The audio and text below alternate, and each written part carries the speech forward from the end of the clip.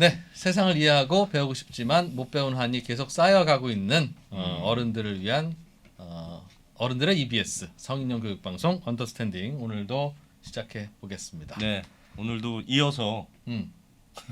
뭐 진짜 반도체 어디까지 파봤니? 네, 그 얘기를 좀 해드리려고 해요. 네, 지난 시간에 그 반도체 얘기 하러 오셨다가 인공지능 이야기만 하고 가신 사피온의 정무경 센터장님 모시고 오늘은 반도체 이야기를 좀 들어보려고 합니다. 여러분이 지난 시간에 인공지능 이야기를 좀 배우고 나서 다소 좀 겸손해지시긴 했는데 아직도 배우려면 멀었다. 그럼요. 좀 알려드리려고 워낙 진짜 반도체 전문가시니까. 네. 잠시 후에 바로 정 센터장님 모시고 반도체 이야기 시작할 건데요. 일단은 저희가 잠깐 광고 나가는 동안 어디 가지 마시고 심호흡도 좀 하시고 오늘은 제대로 좀 공부를 해야 되는 거니까 똑바로 앉아 계시고 네, 잠시 후에 정 센터장님 만나보겠습니다. 네, 사피온의 정무경 센터장님. 네. 어서 오십시오. 안녕하십니까. 네.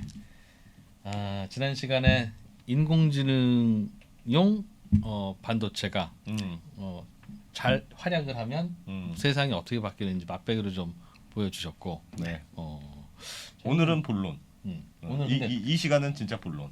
그런데 그 반도체는 어떻게 만들 거고, 전 세계 반도체 업계들은 또 어떻게 돌아가고 있는지. 그러면서 중간중간에 또 오늘도 사피온 홍보를 좀 하실 것 같은데 저희가 잘 편집해서 그거는 싹 도려내서 왜 세 번까지는 괜찮다면서요? 세 번까지는 괜찮다. 총 5번. 총 5번까지는 저희가 알겠습니다. 중간중간 넣어드리고 그 이상은 안 된다. 좀 어렵습니다. 자, 그렇게 해서 오늘은 반도체 이야기 배워볼 텐데 그 공정 발전이 이제는 더뎌진다.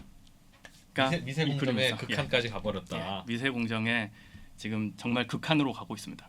극한으로 가고 있어서 그게 이렇게 연결되는 거라니까요. 그게 이렇게 연결돼요? 그런 거라니까. 그 미세 공정이 되게 힘들어졌다는 얘기는 들었어요. 지금 삼성도 그렇고 지금 막 3나노 얘기하잖아요. 근데 수율이 뭐 안 나온다는 되냐 안 되냐 뭐 막 그렇잖아요 지금. 지금 이 그래프를 좀 보시면요. 보시면은 그 사실 무엇으로가 이제 그 덴시티 가지고 얘기를 하긴 했지만 뭐 이 반도체 프리퀀시라든지 뭐 전력이라든지 여러 가지로 이제 확장해 볼 수가 있는데 그러니까 대표적인 게 이쪽에 보시면은 녹색으로 프리퀀시라고 있지 않습니까? 이게 뭡니까? 프리퀀시가? 세로 축이 스케일이 10의 0승 1승이기 때문에 로그 스케일이네요. 로그 스케일이에요. 그리고 가로축이 이제 연도고 프리퀀시가 클락 스피드를 얘기하는 건데 여러분 CPU 사면은 몇 기가헤르츠 얘기를 하잖아요. 그 기가헤르츠가 높을수록 빨리 동작하는 거죠.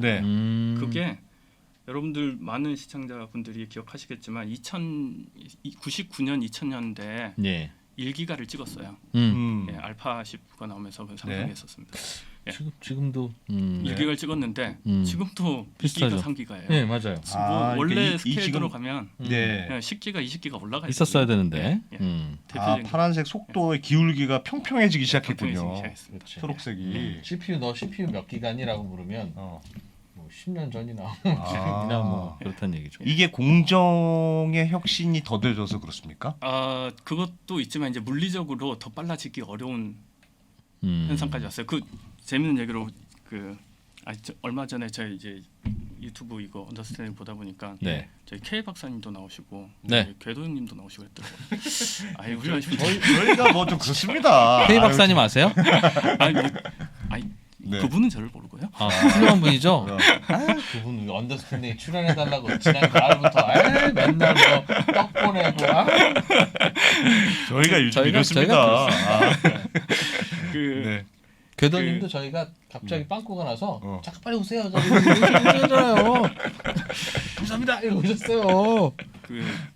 사실 그분들 사실 빛의 속도가 굉장히 빠르잖아요. 빛이 1초에 30만 킬로미터를 간다고 지구를 7바퀴 반을 도는데 빛의 속도가 느리다고 생각하는 사람 두 사람이 있습니다. 제가 그냥 하는 소리인데 첫 번째가 천문학자들. 그래. 빛으로 그렇지. 아무리 가까운 별을 가더라도 몇 년이 걸리고요. 뭐 수백 년만 이렇게 걸리니까. 다른 은하 가자가 하면은 뭐 억광년이 걸리죠. 빛이 너무 느려. 너무 느려. 빛이 너무 느려. 두 번째로 빛이 너무 느린 사람이 반도체 하는 사람이에요.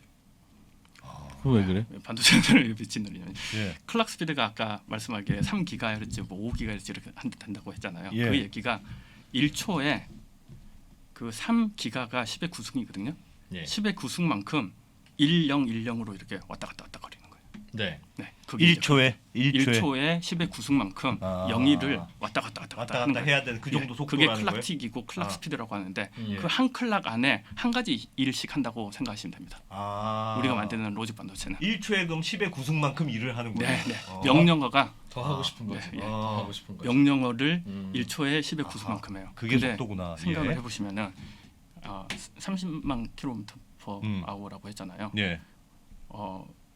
이 클락틱 하나에 한 클락 안에 빛이 얼마나 갈 것 같습니까? 빛은 10의 센티미터로 하면은 3 곱하기 10의 10승 센티미터 퍼 세컨드거든요. 그리고 그 클락 하나가 클락 보면 10의 9승이라고 했잖아요. 그 클락 하나 우리가 컨트롤하고 반도체 하는 사람이 컨트롤하는 명령 하나 처리하는 그 클락 하나 시간 동안에 빛은 10cm를 갑니다. 그렇지. 10cm를 대단하구나. 10cm를 갑니다. 근데 그걸 더 손오공이 저기 아무리 날뛰어도 부처님 손바닥 안에 빛이 아무리 날뛰어도 빛이 나면 또 반도체는 10cm 아니야? 그런 거군요. 전기도 이제 전기가 흐르는 것도 전자기파하고 빛도 전자기파이기 때문에 같은 속도거든요. 근데 이제 매질을 통과하니까 더 느려져요. 매질을 통과하니까 더 느려지면 절반 정도 느려진다고 했을 때 10cm가 아니고 5cm밖에 못 가는 거예요. 게다가 뭐 5GHz가 오르고 이렇게 하잖아요. 그 얘기는 우리가 컨트롤하는 그 클락 안에 이 칩 안에서 벗어나지도 못하는 상황이 된 거예요. 거의 물리적 한계에 다다른 지가 오래됐습니다. 복잡한 집은 그거를 더 못 줄인다. 미세 공정이 너무 붙어버려서가 아니라. 그것도 있고요. 그것도 있고 이제 그 사실 이제 빛의 속도는 절대적이잖아요.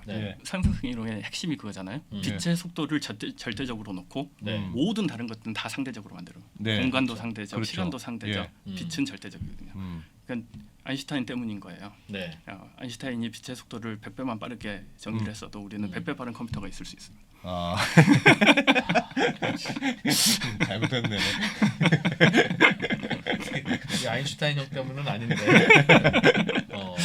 아무튼 그렇다. 그러면 그래서 말씀드렸듯이 클락 스피드도 그렇고 사실 들어가는 트랜지스터는 다행히도 트랜지스터는 계속 증가는 하고 있어요. 공정이 할수록. 근데 이것도 이제 한계에 다다르고 있고 칩이 점점 커지는 경향도 있고요. 그러다 보니까 트랜지스터 많이 들어가는 경향도 있고 이게 한계에 다다르고 있고 기존에는 다음 몇 나노가 뭐 한 1, 2년 있으면 하나씩 계속 나왔었는데 3나노 지금 5나노 생각을 해보시면은 나온다고 했는데 또 밀려진다고 하고 있잖아요. 그러니까 그만큼 이제 공정 발전 속도는 느려지고 있습니다. 느려지고 그러면 값싸게 만드는 대형이 나오기가 어려운 환경이 되고 있다. 한 가지 더 말씀드리면 인텔이 공정을 다 주도하고 있었다고 했잖아요. 인텔이 CPU를 만들면서 CPU의 세상에서 가장 좋은 공정을 외계인을 가져다가 PC를 계속 만들고 있었단 말이에요. 지금 이 그림을 보시면은 사실 뭐 그 전까지 같이 보시면 좋겠지만 2013년부터 그림을 저희들이 가지고 와서 그렸는데 인텔이 가장 앞서 있었어요. 같은 나노라도 사실 인텔 공정이 더 좋았었거든요 예전에. 어쨌든 나노 2013년 이전까지만 해도 좋았었는데 현재 보면은 삼성 TSMC가 공정을 주도하고 있고 인텔은 숫자 작을수록 잘하고 있는 거니까. 그 얘기는 CPU가 이제 가장 좋은 공정으로 만들어지고 있지 않고 파운더리들이 제공하는 데서 다수의 기업들이 내가 만드는 반도체를 가장 좋은 공정에서 만들 수 있다는 얘기거든요. 그 얘기는 환경 변화가 확실히 있었죠. 그러니까 뭔가 해보려니까 다음 공정이 나와가지고 그냥 이게 쓸모 없어졌어. 더 빠른 게 나왔어. 이게 늦어지고 공정의 라이프 사이클은 길어지고 그러면은 우리가 뭘 해야 이걸 어떻게든 성능을 높여야 되잖아요. 알고리즘은 복잡해지고 성능을 높여야 되는데 그럼 뭘 가지고 공정 발전이 늦어지면 뭘 가지고 최적화를 해가지고 성능을 높이겠습니까? 지금은 오히려 다품종 설계 회사들이 가장 최첨단 성능 좋은 파운드리에 맡겨서 가장 성능 좋게 뽑아낼 수가 있는 환경이 됐다. 그런 거죠. 그렇죠. 아. 그리고 말씀드렸듯이 그 공정 발전만 가지고 컴퓨터의 그 성능이 향상되는 것이 더뎌졌단 말이에요. 그러면은 그 다음은 제너럴 퍼포스가 아니고 특정 도메인 스페시픽이라는데 특정 응용에 최적화를 해서 설계를 다시 해야지 성능이 좋아지는 시대가 좋아지지. 그렇지. 그러다 보니까 응용처가 물론 너무 작은 응용 가지고 칩을 만들기에는 비용 때문에 어쩔 수 없이 그건 이제 ROI가 안 나오는데요.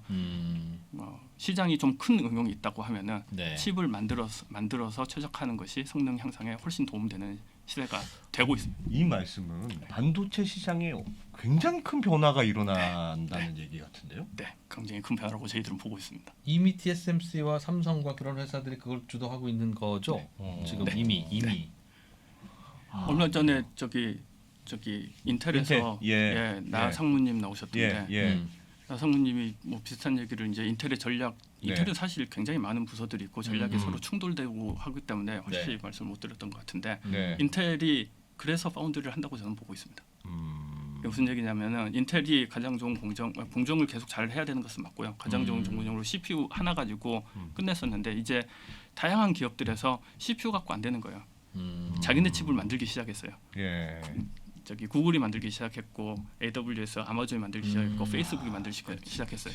CPU 하나 가지고 안 되는 거예요. 네. 그러면은 그 고객의 요구 사항에 맞춰서 내 CPU를 계속 바꿔 가지고 만들어줘야 되는데 그건 또 안 되죠. 맨파워상 쉽지 않죠. 그러면은 설계는 그쪽으로 넘어가고 있어요. 그런데 X86 아키텍처 CPU는 인텔이 다 쥐고 있으면은 이제 그런 회사들은 오픈돼 있는 ARM을 가져다가 자기네 CPU를 만들기 시작하는 그때도 그 말씀하셨어요. 맞아요. 그래서 조금씩 설계 변경할 수 있도록 해주고 우리가 찍어줄게. 그렇죠. 이런 것까지. 그러니까 인텔은 그 시장을 그냥 놓치고 있을 수는 없는 거예요. 우리가 X86이라는 이 아키텍처를 그렇구나. 고객에 맞춰서 커스터마이즈 해가지고 칩을 찍어줄게 하는 비즈니스를 시작하는 거예요. 야, 나 뭔가 오늘 뭔가 이렇게 약간 구멍 났던 게 이렇게 참 맞아지는 맞아지는 그런 이제 느낌인데 있다가. 조각조각 알고 있는 게 이렇게 모아지는 그런 느낌이네요.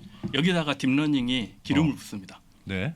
응용이 아까도 말씀드렸듯이 그래도 너무 잘게 그 작은 응용들은 요즘 그 파운더리 비용이 너무 비싸기 때문에 칩을 못 만들어요. 네. 그런데 딥러닝이랑 알고리즘이 모든 인더스트리에 골고루 다 쓰이고 있거든요. 지금 한 가지 알고리즘. 뭐 크게 보자면 한 가지 알고리즘이에요. 그러니까 인공지능이 여기저기 다 쓰인다는 거죠. 네. 인공지능이라는 거 하나만으로 그 CPU, GPU만큼의 NPU 시장이 만들어지고 있고, 그럼 NPU가 이제 확장이 될 건데, 그럼 NPU도 CPU, GPU처럼 한 개, 혹은 뭐 모바일 NPU 한 개, 서버용 GPU 한 개가 모든 시장을 다 장악할 거냐? 그렇지 않을 거라고 봅니다. 그렇지 않은 게 CPU도 지금 ARM 나눠지듯이 다양한 아키텍처가 칩을 만들려고 하고 있잖아요. 그거랑 똑같은 방식으로 NPU도 NPU 하나가 모든 걸 다 휩쓸다기보다는 최소한 뭐 서너 개 이상의 NPU들이 시장을 장악을 나눠. 오늘 GPU는 배웠는데 NPU가 뭐였죠? NPU가 뉴럴 프로세싱 유닛, AI 반도체의 이름이 NPU였죠. GPU는 그 암호화폐 캐는 거고. 계산 그래픽 그 공부 못하는 애들 엄청 모아놓은 거. 그게 GPU고. 아까 있잖아 전교 278등을 1000명 모아놓고 또 단순 작업시키는 거. 그게 GPU. NPU는 그 둘의 한 중간 정도쯤 되는. 아니요, NPU가 더 단순합니다. GPU가. 더 단순합니까? 단순. 왜냐하면 GPU는 커버해야 되는 응용 영역이 이제 훨씬 넓어요. 사이언티픽 계산도 해야 되고 하기 때문에 프로비빌티도 훨씬 높고 그것보다 뉴럴넷에 더 특화시킵니다. 더 단순 작업을 더 많이 넣게. 더 많이? 네. 공무보다 더 많이? 더 많이 모아놓고 한 곳에.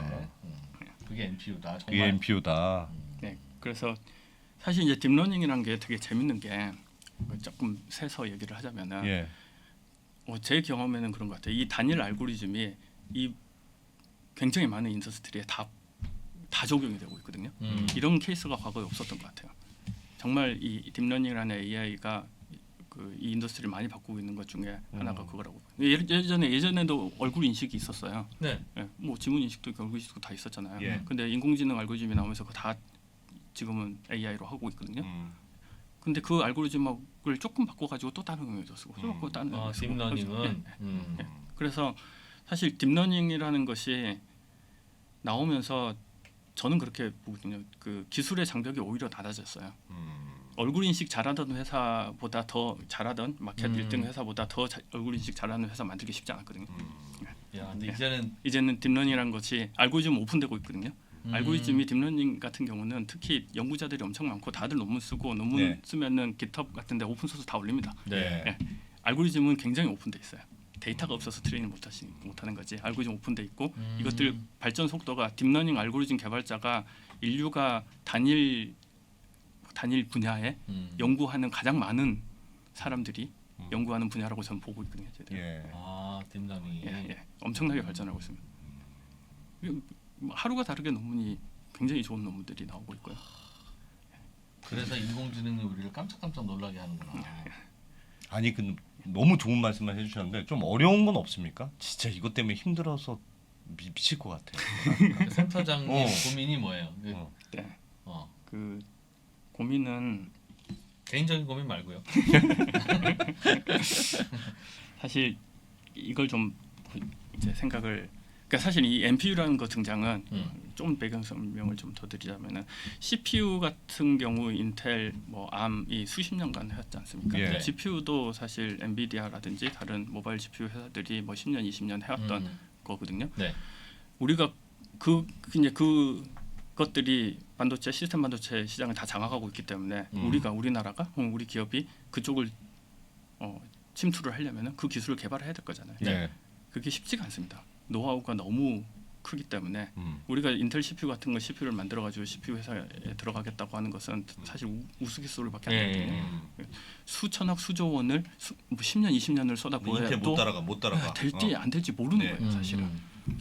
GPU도 사실 그 경지에 와 있습니다.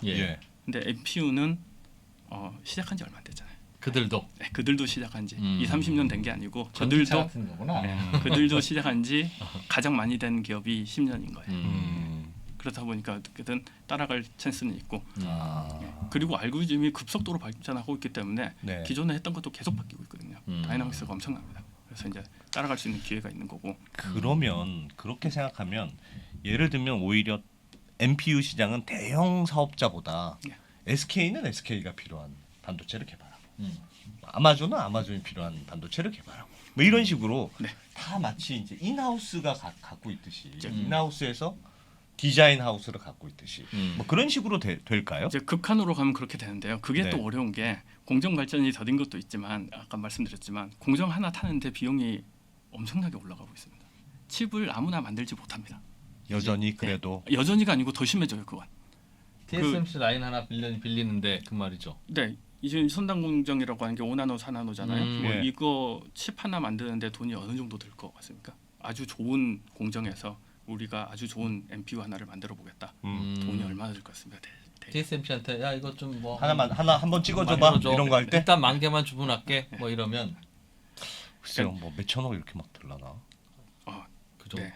그래요? 몇천억이 듭니다. 그러니까 무조건 가장 싸게 단위가 그 정도부터 시작되는 거예요. 일단 마스크를 뜬다고 하는데요. 그 공장에서 우리 칩을 만들 수 있도록 그 웨이퍼에 찍는 포토 마스크를 찍는데 그 마스크 비용이라고 얘기를 하는데 한번 그 공정을 탈 수 있는 그 비용이거든요.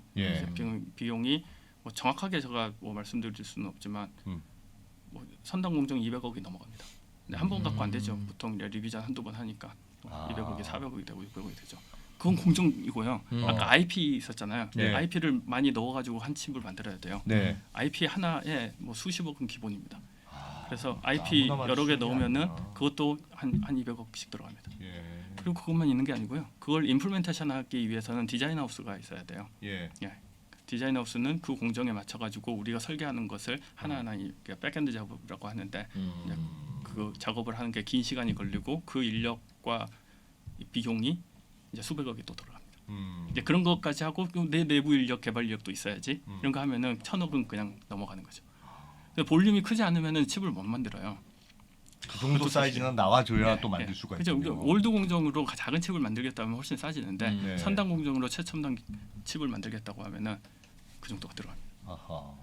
그러면 이 업계는 어떻게 또 바뀔까요? 그 과정에서 지금까지는 TSMC나 뭐 이런 회사들이 돈 번 거잖아요, 그죠? 아주 솜씨 좋은 목수 같은 거죠. 그러니까 말하는 대로 잘 잘라준 거지. 잘 잘라주는 거니까 그 덕분에 다시 단독주택 시장이 살아난 건데 내 마음에 맞춰서 짓겠다 이제는 그런 건데 다시 목수 인건비 올라가고 그래서 아무나 안 받아주기 시작하고 다시 너 아파트로 가 그러면 어떻게 될까 이거 다시. 그러니까 적절한 수준인 것 같아요. 그러니까 과거처럼 한 회사가 독점하던 시절에서 이제 다수의 칩이 나오는 것은 맞는데 그렇다고 해서 뭐 텔레콤이 외부 사업도 안 하고 텔레콤만 쓰려고 칩을 또 만들고 하는 것까지는 아직은 시간이 좀 필요하고 그런 상황까지는 아니다. 적절한 지점에서 이제 만날 것 같습니다. 그래요. 야, 앞으로 누가 치고 나갈지가 엄청 중요한 관전 포인트네. 네, 사실 그래서 이제 AI 반도체 아까 시장을 100조, 200조 말씀드렸는데 이 시장이 너무 크다 보니까 하려고 하는 기업들이 너무 많아요. 그러겠죠. 너무 많습니다. 뭐 아까 리벨련도 말씀하셨지만 한국에서도 많고 해외에서도 정말 많고요. 스타트업들도 많더군요. 스타트업들이 정말 많습니다. 근데 이제 좀 구분해서 보셔야 되는데 그 엣지 모바일 디바이스, 엣지 디바이스, 작은 디바이스하고 서버 쪽하고는 이제 시장의 특성이 이제 많이 다릅니다. 오히려 이 엣지 디바이스 쪽은 그 디바이스가 하는 일이 정해져 있는 경우가 많거든요. 뭐 카메라 안에 들어가면 카메라 영상 분석만 하겠죠. 예를 들어서 그런 경우에는 오히려 최적화를 더 많이 할 수 있고, 그거 외에는 다른 데는 못 쓰는 칩이 나오는 거죠. 그런 것들은 이제 시장이 더 세그먼트가 나눠질 거고요. 그래서 엣지 디바이스 플레이어들, 엣지 디바이스에 NPU를 만들겠다는 회사들은 많아질 거고, 많아지는 회사들이 또 볼륨이 크지 않다 보니까 또 그렇다고 나눠 먹기가 되는 거죠. 그렇게 될 가능성이 높고, 또 엣지는 지금은 뭐 칩에 하나 따로 만들 수 있을지 몰라도 언제나 SOC라고 시스템이 한 칩 안에 들어가거든요. SOC는 또 몇몇 회사가 다 장악하고 있어요. AP 칩이죠, 소위 말하는. 그쪽에 이제 다 흡수되는 경향이 있을 수 있고요. 그렇습니다. 그리고 서버는 좀 달라요. 서버는 아까 말씀드렸던 그 비용이 정말 들어가거든요. 칩 하나 만드는데. 그리고 아까 뭐 인텔 CPU를 하나 만드는데 뭐 몇 조를 계속 쓰면서 10년을 가야 될지 모른다고 하는데 NPU라고 해서 이게 장벽이 없는 건 아니거든요. 뭐 그 정도 수준은 아니더라도 꽤나 큰 장벽이 있어요. 그러다 보니까 비용이 너무 많이 들어간다. 칩은 몇 번을 떠야 되고 사람도 많이 들고 IP도 많이 들고 앱도 돌려야 되고 비용이 엄청나게 많이 들어가기 때문에 스타트업들이 엣지 쪽은 굉장히 많아요. 이 서버 쪽은 일단 돈을 끌어올 수 있는 정말 뛰어난 스타트업들 말고는 사실은 만들기도 힘들고 쉽지 않습니다. 굉장히 어렵습니다. 사피오는 그럼 어디에 카테고리? 저희들은 서버고요. 서버와 자동차를 하고 있고요. 저희들은 마인드는 스타트업인데 사실은 대기업이죠. 또 본색이죠. 틈만 나면 그냥 5번은 참기를 했잖아요. 그래서 그러니까 이런 스타트업들이 특히 이제 서버 쪽 스타트업들이 살아남을 수 있는 뭐 여지가 얼마나 있나, 기회가 얼마나 있냐고 보면은 사실은 냉정하게 봐야 되잖아요. 물론 스타트업 하는 분들은 앞만 보고 잘 된다고 옆에 다 가리고 앞만 보고 막 뛰어야 돼요. 그렇게 해야지 그 중에 10개, 100개 중에 하나가 성공하는 거고. 여하튼 이제 투자하시는 분들은 이렇게 보고 이 뛰는 말이 앞으로 가는지 낭떠러지로 가는지 뒤로 가는지는 봐야 되니까. 반도체 설계 전문 스타트업들의 리스크는 뭡니까? 그럼? 그게 그건데요. 첫 번째 보자면은 사실 당연히 기술력이 있어야 되고요. NPU가 지금 구글이 NPU를 만들기 시작한 게 아니 2012년 3년 정도로 추정이 되거든요. 칩이 나온 게 구글 TPU라는 칩이 나온 게 15년에 나오고 상용화를 내부에서 시키고 17년에 리포트를 했어요. 논문을 리포트했어요. 그걸 보고 사람들이 와 열광을 했었거든요. 사실. 근데 구글은 그것보다 5년 전에 벌써 시작한 거예요. 기술력이 5년 걸린다 최소한. 그 기술력이 구글이 해도 5년 걸린 거지. 기술력이 지금 이 시점에 2022년 이 시점에 이제 해보겠어요 하는 것은 이미 그런 회사들 기술력은 많이 쌓여 있습니다. 뭐 CPU만큼 많이 쌓이는 것이 아닐 뿐이지 많이 쌓여 있습니다. 그래서 일단 기본적으로 성공하려면 이 인더스트리에 성공하려면 기술력은 기본이고요. 기술력이라는 것이 아이디어가 있어서가 아니고요. 정말 좋은 아이디어로 칩을 만들어본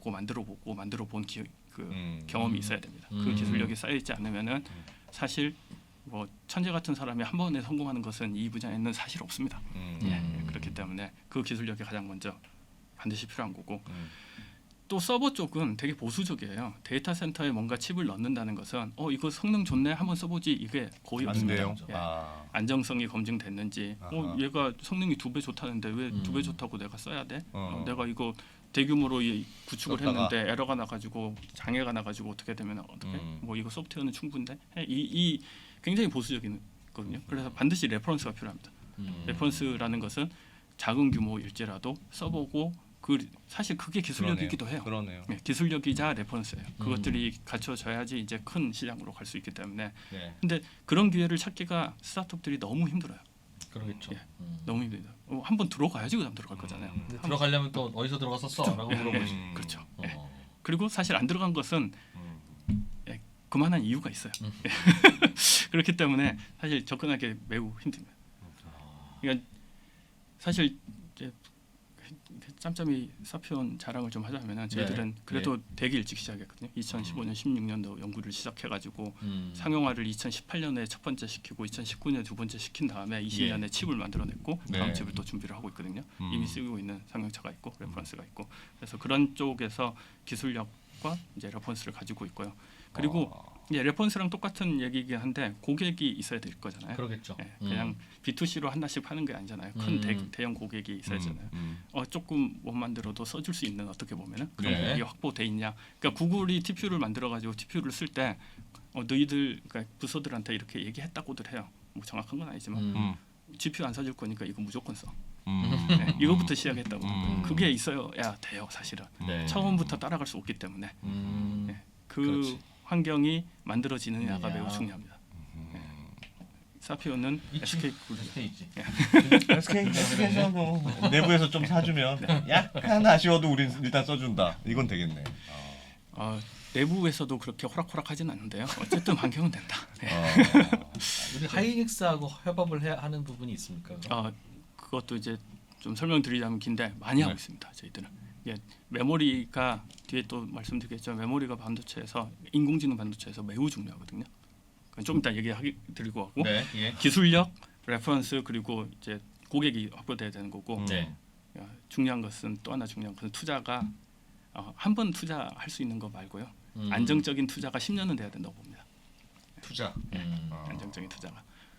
센터장님이 창업 안 하시고 SK에 들어온 이유.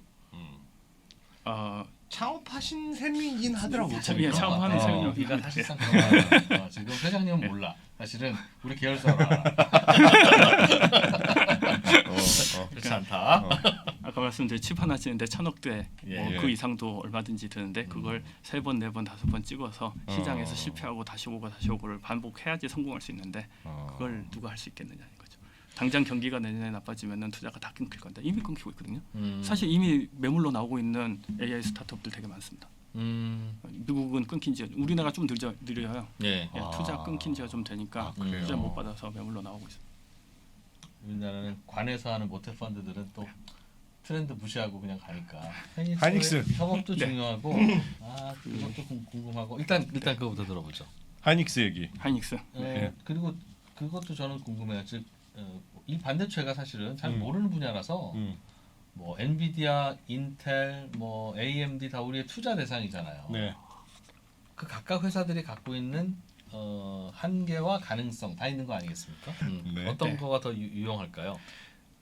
이거 자료를 한번 알겠습니다. 자료를 보시면은 사실 엔비디아, 인텔이 뭐 하나하나의 경쟁력은 사실 내부 정보가 많이 있기 때문에 제가 다 알 수는 없는데요. 전체적인 흐름입니다. 이 AI 특히 이제 서버 쪽에 AI 반도체에 이걸 개발을 하고 있고 상용을 하고 있는 플레이어들이 대략 이 정도 됩니다. 크게는 하이퍼스케일러라고 썼는데 대규모 사실 데이터 센터를 가지고 있는 기업들 그리고 이제 자이언트 칩 메이커들. 그러니까 인텔을 비롯해가지고 뭐 엔비디아 이런 큰 뭐 전통의 칩 강자들 그리고 스타트업들 이렇게 크게는 세 개로 나눌 수 있겠네요. 크게 세 개로 나눌 수가 있습니다. 그 중에서 재밌는 것이 누구나 생각해 이거 반도체잖아요. 그럼 중간에 있는 반도체 기업이 제일 잘해야지 맞는 거잖아요. 그렇죠. 당연히 엔비디아 생각하고 있어요. 엔비디아는 이제 사실 엔비디아로 그 딥러닝이 발전했기 때문에 엔비디아는 예외로 치는 게 맞는 것 같고요. 그러면은 지금 엔비디아를 제외하고 인텔, IBM 뭐 이런 회사들이 시장을 장악하고 있느냐? 아니거든요. 손 아니에요. 그렇죠. 네, 오히려 시장 점유율이 거의 지금 없는 상태고 제일 잘하고 있는 것은 하이퍼스케일러, 그러니까 구글. 구글. 네. 이 데이터 센터, 대규모 데이터 센터 기업들이 다 자기네들 AI 반도체를 만들어서, 다는 아니지만 많은 기업들이 만들어서 자기네들 상용화를 벌써 시킨 케이스가 되게 많아요. 구글은 TPU 1, 2, 3, 4까지 나왔어요. 네. 그리고 아마존은 안나프로라는 기업을 사가지고 산 것부터 시작을 했지만 어쨌든 긴 이제 개발 과정을 통해서 그 인프런시아라는 그 인프런스 칩을 만들어서 내부에서 이미 쓰고 있어요. 그리고 알리바바도? SK텔레콤 또 그렇고. SK텔레콤도 사실 SK텔레콤이 잘 안 알려져서 그렇죠. 저희들이 16년부터 개발해가지고 18년도에 누구 AI 스피커에 백엔드에서 음성 인식을 돌렸거든요. 그때는 이 칩을 만들지 않고 FPGA라는 칩을 에뮬레이션할 수 있는 칩을 사용해가지고 했는데 그게 자사 데이터 센터의 자사 응용의 상용으로 쓰여진 저희들이 알기로는 두 번째 케이스였거든요. 구글에 이어서. 사피온이 잘 안 알려진 건 전적으로 저희 탓입니다. 저희가 안 알리면 우리나라에서 알 데가 없어. 저희가 좀 바빴어요. 죄송합니다. 아무도 알려주질 않아요. 요즘. 이게 재밌는 게 이 칩을 전통적으로 만들어 오는 기업이 아니고 하이퍼스케일러들이 더 잘한다는 것이 되게 재밌는. 이게 왜냐고 저희들이 판단하기로는 텔레콤도 마찬가지였고 응용을 알고 있거든요. 알고리즘을 알고 있고 응용을 알고 있습니다. 어디에 써야 할지 니즈가 확실하니까. 어디에 써야 될지 니즈와 어떻게 써야 할지 어떻게 만들어야 될지를 정확히 알고 있거든요. 그게 처음에 이제 치고 나가는데 가장 큰 도움이 돼요. 애플은 이런 거 안 만듭니까? 그러니까 애플은 없네. 애플은 이제 서버 칩을 지금 만들고 있지 않고 그 사실 이제 노트북 그렇죠. 거기에는 M1, M2 뭐 이런 거 만들고 있잖아요. 그러니까 따로 디바이스를 만들지 않고 말씀드렸듯이 SoC 형태로 API 안에 다 들어갑니다. 그리고 요즘에 API는 전부 다 NPU가 들어가 있습니다. 거의 최신 NPU는 모두 NPU가 들어가 있다고 보시면 됩니다. 크게 보면 거기도 개발하고 있는 셈이네요. 개발을 이미 예전부터 하고 있었고요. 벌써 몇 세대 전부터 넣기 시작했어요. 휴대폰에. 또 물론 이제 그걸 뭘 쓰고 있지? 사람들 잘 모르죠. 대부분은 영상 처리에 지금 쓰고 있거든요. 그러니까 뭐 사진 찍으면은 뭐 이미지 개선한다든지 뭐 사람 얼굴만 따라가지고 뭐 해준다 이런 데 많이 쓰고 있어요. 근데 이제 뭐 다양한 그 앱 회사들이 그걸 활용해가지고 다양한 응용을 만들고 하는 수준까지는 아직 많이 못 간 것은 사실인데. 알겠습니다. 네. 그래서 재밌는 게 텔레콤도 마찬가지로 응용을 알고 있다는 것이 되게 치고 나가는데 도움이 됐고 레퍼런스를 하고 있고요. 그 다음 단계는 저는 이제 정말 전통의 칩 메이커들이 따라올 거고 시장을 이제 점유해 나갈 거라고 보고 있습니다. 그리고 스타트업들은 뭐 이 중에 몇 개가 살아남을지 모르는데 보시면은 지금 빨간색으로 해놓은 안나프로나는 아마존에 팔렸고요. 너바나 하바나는 인텔에 팔렸거든요. 오래전에 하바나는 2조에 2019년 팔렸어요. 근데 지금은 더 이상 팔리기가 좀 쉽지는 않습니다. 밸류에이션이 너무 올라가 있어요. 이런 것들이 뒤에 보시면 알겠지만 뭐 5빌리언 이상으로 올라가 있는 회사들이 많이 있거든요. 팔리기는 쉽지 않고 이 회사들은 이제 상장을 해야죠. 상장을 해야 되는 상태이지 않을까라고 저는 예상을 하고 있고요. 그러면은 시장을 이제 의미 있게 차지하지 않는 이상 쉽지는 않고 의미 있게 차지하는 시점까지 투자를 계속 받아야 되는데 이미 수천억 투자를 받은 조 단위를 받은 회사들도 있어요.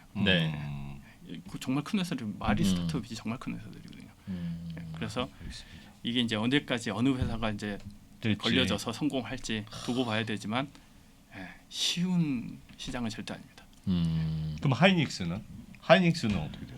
하이닉스는 메모리 회사고요. 이제 이 AI 반도체를 직접적으로 만들고 있지는 않고 저희랑 이제 협력해서 하고 있고요. 저희 첫 번째 칩 개발도 하이닉스의 엔지니어들이 저희 쪽으로 같이 와서 많은 공동 연구를 한 부분도 많이 있고요. 지금은 이제 하이닉스가 뭐 반도체를 직접, 그러니까 AI 반도체를 저희랑 직접 만든다기보다는 AI가 말씀드렸듯이 데이터잖아요. 데이터가 가장 중요하잖아요. 프로세싱이 많지만 프로세싱이 많은 것은 데이터가 많기 때문이기도 하거든요.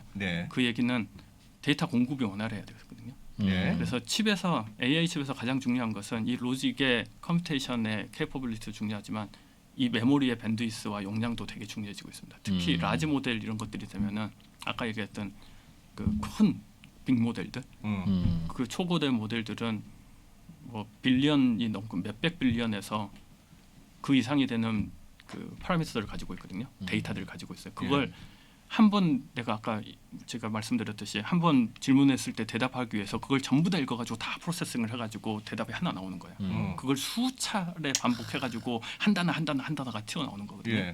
그 메모리 밴드위스가 상상을 초월하게 큽니다. 그 메모리량이. 그 얘기는 메모리와 이 AI 반도체는 붙어 있을 수밖에 없고 뒤에 다 메모리 그 하드웨어 자체가 아예 많이 들어가 있어요. 네. 뭐 칩 내에도 들어가 있지만 옆에 메모리 하이닉스 메모리를 붙여야 되는 거고요. 그 붙이는 메모리도 이제 용량 그리고 밴드위스, 전력 이런 것들이 다 관계가 되고요. 그래요. 그렇습니다. 그냥 싼 거 메모리 여기 꽤 싸네. 그런 수준이 아니고 이미 설계 단계에서도. 네. 그럼요. 그러니까 기존에 보시면 LPD, DDR이잖아요. 다 DDR 기본으로 이제 DRAM들이 이제 라인업들이 다 형성이 되는데 모바일 쪽에 쓰는 것은 로우 파워 DDR이라서 LPDDR 쓰고 PC에 쓰는 것은 DDR, DDR5가 나와서 상용들이 많이 하고 있잖아요. 그런데 그 그래픽스 쪽에는 그래픽스 DDR이라서 GDDR을 많이 써왔고요. 그건 이제 밴드위스가 좀 더 넓게 그래픽스는 데이터를 많이 쓰기 때문에 그것도 AI 쪽에서 많이 쓰고요. AI 칩들은 요즘에 대부분 HBM이라는 걸 씁니다. 그 HBM은 그 칩으로 따로 연결을 하지 않고요. 그 2.5D, 3D라고 하는데 웨이퍼 위에 이 로직을 또 올리고 메모리 로직을 또 올려가지고 한꺼번에 패키지를 해요. 그래서 요즘 칩들 보면은 칩 안에 이렇게 까놓은 거 이쁘게 뭐 여러 개 있잖아요. 그런 것들이 하나하나 이 칩 하나를 키우는데 아까 공정 한계 때문에 그런 것들이 있다 보니까 이렇게 이제 조각조각 내서 붙이는 거예요. 그 중에 이제 메모리도 같이 붙이고 있고 이 HBM이 단가로는 그 다른 메모리에 비해서 가장 비쌀 거고 그 밴드위스라고 하는 한꺼번에 읽어올 수 있는 용량도 가장 이제 빠르고 그런 것들이 AI 쪽에서는 다 쓰이고 있습니다. 메모리 반도체하고 협력도 있는 게 중요하고 매우 중요합니다. 매우 매우 중요합니다. 그게 지금은 협력이지만 나중에는 이게 저희들은 천천히 인티그레이션 될 거라고 봅니다. 단순 협력이 아니고. 그래요. 그 얘기를 하자면 또 되게 긴데요. 이게 간단하게만 말씀을 드리면은 사실 뉴럴 네트워크라는 것은 이 생물의 사람의 뇌의 신경을 모방한 거잖아요. 우리 컴퓨터는 뭐 NPU도 마찬가지, CPU, GPU도 마찬가지지만 로직이 있고 메모리는 여기 있어요. 폰노먼 아키텍처라고 말하는데 로직은 여기 있고 메모리에서 열심히 읽어서 계산해가지고 메모리에다 적는 것의 반복이거든요. 근데 사람 뇌는 여기 메모리가 있고 여기 생각하는 게 따로 있어가지고 여기서 읽어갖고 하지 않아요. 그렇죠, 같이 있죠. 같이 있죠. 같이 섞여 있습니다. 섞여 있습니다. 이게 그 지금 초거대 모델 이런 걸로 갈수록 그 현상이 좀씩 이제 어떻게 보면은 나타나고 있다고 보는데 정말 잘 알려면 점점 가까워지겠군요. 메모리와 로직이 한꺼번에 읽어갖고 계산하는 게 아니고요. 그 메모리 바로 옆에서 각자 계산을 해줘야지 진짜 성능이 나오거든요. 그러면은 메모리하고 완전 메모리의 미래일까요? 그게 아니면 AI 반도체의 미래일까요? 그 과정에서 메모리의 품질이나 디자인이나 설계가 많이 타요? 네. 범용품으로 쓰는 게 아니라? 그러니까 메모리는 지금까지는 다 범용품이었어요. 또 이런 얘기를 하려면 또 길어지긴 하는데 간단히 말씀드리면 메모리는 지금까지 범용품. 그 제덱이라는 곳에서 스탠다드를 만들면 그거에 맞는 그거 딱 찍어내면은 다 갖다 쓰면 되는 거거든요. 근데 아까 커스텀 디자인이 그 로직에만 있는 얘기가 아니고요. 조금씩 메모리 쪽에도 얘기가 되고 있어요. 사실 수년 전부터. 그래서 이제 볼륨 있는 커스터머들이 예를 들어서 애플이나 뭐 이런 애들이 메모리 회사, 뭐 하이닉스, 삼성한테 우리 이런 거 제작 스탠다드하고 좀 벗어나지만 우리 이런 거를 위해서 우리를 위해서 만들어줘. 그럼 우리가 훨씬 시스템 성능이 올라가 만들어줘서 만들어가지고 납품해가지고 쓰는 경우가 왕왕 있습니다. 근데 이제 그것들이 이제 점점 많아질 수 있는 환경으로 가고 있는 거죠. 그 특화를 시키려고 하면. 그래서 저는 좀 극단적으로 얘기해서 이런 얘기까지 하거든요. 메모리 회사가 결국은 메모리 파운더리까지 같이 할 수 있는 시대가 올 거다. 아예 지금은 파운드리 따로 메모리 따로 하는데 고객이 원하는 그렇겠네요. 메모리에 대한 IP는 메모리 회사가 당연히 가지고 있지만 고객이 원하는 그 성능을 맞춰서 컴퓨레이션을 해가지고 맞춤 설계를 해줄 수 있는. 그렇게 말씀하시니까 나만의 아파트? 아니 그런 거지. 그런 누구나 꿈꾸는 아파트가 편리하고 싸고 좋은데 천장에다가 여기다 거실에다가 천장 하나 뚫어줘. 해가 보이면 좋은데 좋겠어. 누구나 꿈꾸는 내 아파트를 메이드 바이 거기다 할 수도 있다. 어차피 제조 라인이 있으니까. 그래요. 제가 듣기에는 사실은 이런 급격한 변화, 한 최근 한 1, 20년 사이의 급격한 변화와 수요를 오늘 말씀해 주셨던 이런 미래형 반도체, 맞춤형 반도체들이 없는 상황에서 그걸 엔비디아가 감당해 왔던 것 같아요. 그나마. 엔비디아뿐만 아니라 여러 반도체에서. 그렇죠. 그 중에서 이제 엔비디아가 제일. 그런데 야 없으니까 엔비디아 썼지. 됐다 이제는 우리가 다 맞춰서 쓰는 게 낫겠다라고 다들 결론을 짓고 이렇게 발전한다면 엔비디아도 고점 찍었네요. 제일 초반에 물어봤던 게 그거 아니었어요? 그걸 물어보고 싶어서 지금 계속 기억하고 있었던 거지 지금. 아니 그렇게 봐야 되는 거 아닙니까? 사실 확신 사살인데 이건. 괜찮아요. 솔직하게 말씀해 주세요. 솔직히 말씀드리면 엔비디아는 계속 잘할 거라고 저는 보고 있습니다. 왜요? 이 시장이 워낙 크기 때문에 엔비디아가 다 먹지 않아도 엔비디아는 충분히 먹을 것이 많이 있어요. 그러니까 사실 엔비디아가 너무 아까 말씀드렸던 그 많은 시장을 전부 다 먹을 거라고 생각하지 않고 사실 50% 이상을 먹고 나머지를 여러 회사가 먹어도 그 여러 회사한테 충분한 사실 레벨이 되거든요. 워낙 시장이 크기 때문에 엔비디아도 지금 NPU 개발 열심히 하고 있잖아요. 사실 엔비디아의 GPU가 NPU가 이미 들어가 있어요. 그렇겠지. 말이 GPU지 GPU만 가지고 있지 않고 기존에 이제 쉐이더 코어라고 해서 GPU의 프로빌리티를 높여가지고 만들어놓은 게 있는데 옆에 텐서 코어라고 계속 텐서 코어라는 게 이제 NPU거든요. 소위 말해서 NPU 면적이 점점 늘어나고 있습니다. 그래서 점차. 근데 이제 여전히 그 NPU만 가지고 있는 것에 비해서는 오버헤드가 있죠. 기존에 있는 것, 기존의 레가시를 다 서포트 해줘야 되고 이런 것들이 있기 때문에 그래서 여전히 NPU가 더 경쟁력이 있을 가능성은 훨씬 높긴 하지만 그래도 혼자 다 먹을 수 있는 시장은 아니다. 뭐 좋다는 건지 나쁘다는 건지 잘 모르겠네. 엔비디아. 사피온에 비해서 엔비디아가 갖고 있는 경쟁력은 뭐예요? 엔비디아가 갖고 있는 경쟁력은 물어보시면 안 되고요. 모든 면에서 엔비디아가 낫기 때문에 사피온이 갖고 있는 게 지금 사피온한테 물어보는데 저희들은 도전자죠. 그렇지. 엔비디아가 모든 시장을 갖고 있고 모든 소프트웨어 에코를 가지고 있는 회사고 저희들은 그쪽에 이제 어떻게든 마켓의 일부를 차지하기 위해서 들어가고 있는 거고. 오늘 일단은 여기까지 하죠. 공부하고 센터장님 오늘 고생 많으셨습니다. 네, 감사합니다. 네, 사피온의 정무경 센터장님. 자, 여기서 마무리하고 저희는 또 다음 시간에 찾아뵙겠습니다. 고맙습니다.